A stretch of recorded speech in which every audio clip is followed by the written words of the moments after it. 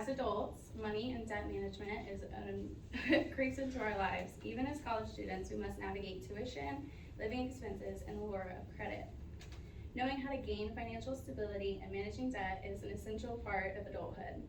When I was younger, my dad would teach me about financial literacy and the importance of doing so, which allowed me to be responsible of spending and managing debt. Good financial management includes smart debt usage, strategic saving and investing, and sticking to a budget. They're all very important for long-term financial growth and stability. Today, Pablo and I are going to cover these talking points with supporting details from like-minded professionals. For many of us, budgeting is the very first step in financial wellness. Having financial control gives us the ability to achieve our goals, avoid hardship, and the freedom to live comfortably. And according to Wagner, saving to purchase a home, starting a business, planning our retirement, or paying off debt is the most common goals that people set through various stages of their own lives. And he's not wrong. For many of us, we've started our college careers worrying about the cost of attending classes here at FSCJ. But let's say you're paying out of pocket. You're probably budgeting more than you even know. Eric Whiteside lays out the 50-30-20 rule that many follow and suggest to others. It says that 50% of your income should go towards needs, 30% of your income should go towards wants, and 20% should go towards savings and investing. This rule is easiest to follow when simplifying your budget into a monthly plan. And in order to achieve goals as quickly as possible, we must plan for every dollar, stay on budget, and watch magic happen.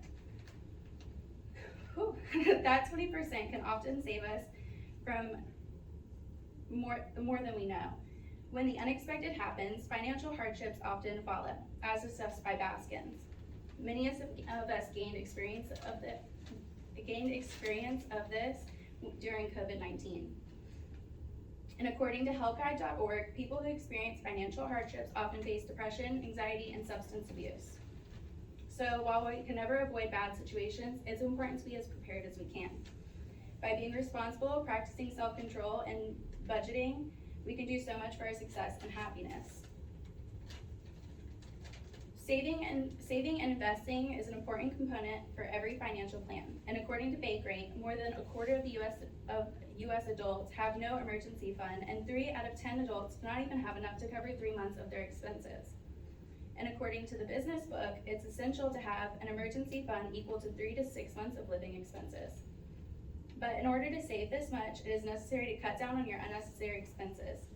A research article titled Emergency Savings for Low-Income Consumers says, a good policy to incentivize saving should focus on particular kinds of expenses households characteristically underestimate, including the occasional large items as well as the small items that occur frequently. Reducing expenses through giving up eating out, canceling subscriptions, and finding cheaper alternatives for all your recurring expenses can reduce debt and increase savings. Once you have an emergency fund, it's recommended to begin investing. Diversification is one of the most effective methods for investing, and this spreads your investments to lower your risk. You might be familiar with the phrase, don't put all your eggs in one basket, and it rings true. Vanguard, an investment management company, claims that a diverse portfolio can better withstand the market volatility than one that is concentrated.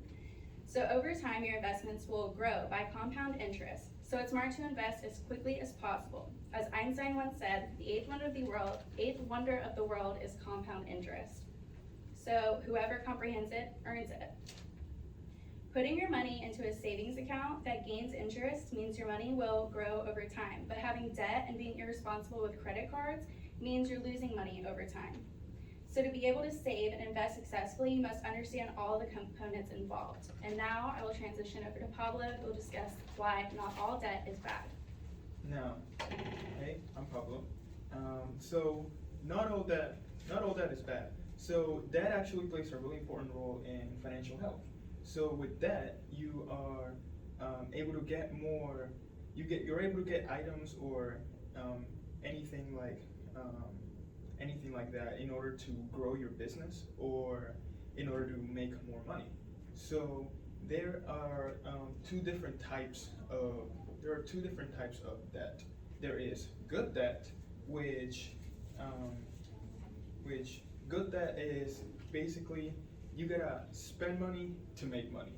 So good debt promotes growth in businesses. It promotes education. If a school goes into that in order to get better equipment for the students, and according to examining good and bad debt for college students, college education is classified as a form of good debt. So if you get a loan from the federal government or even friends and family in order for you to go to a college, then they are investing in your future. So you're gonna have to pay it back, but they are investing that you will make that. They're investing in your education for you to make more money in order to pay them back. So that's why college debt is classified as good debt. And also, but there's also bad debt. So bad debt is the kind of debt that whenever you go out and you just put everything in your credit card. It's a kind of debt that doesn't make you more money.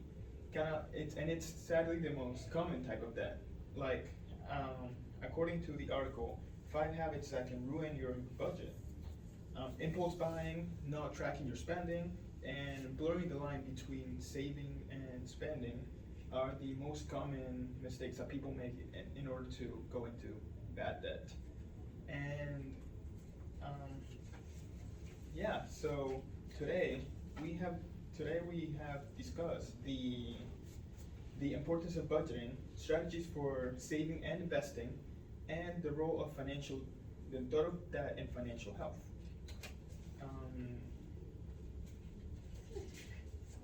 Financial health. What we're trying to prove today is that good financial management, including smart debt usage, strategic saving and investing, and planned budgeting, is essential for long-term financial growth and stability. So now you can go about, like, say you live in a world and say all of a sudden something bad happens to you. By understanding the way money and debt and money management works, you are able to plan for the future and avoid any tragedies or any bad things that may happen, and you can prepare to avoid all those consequences. Thank you. Thank you guys for listening today. Yeah.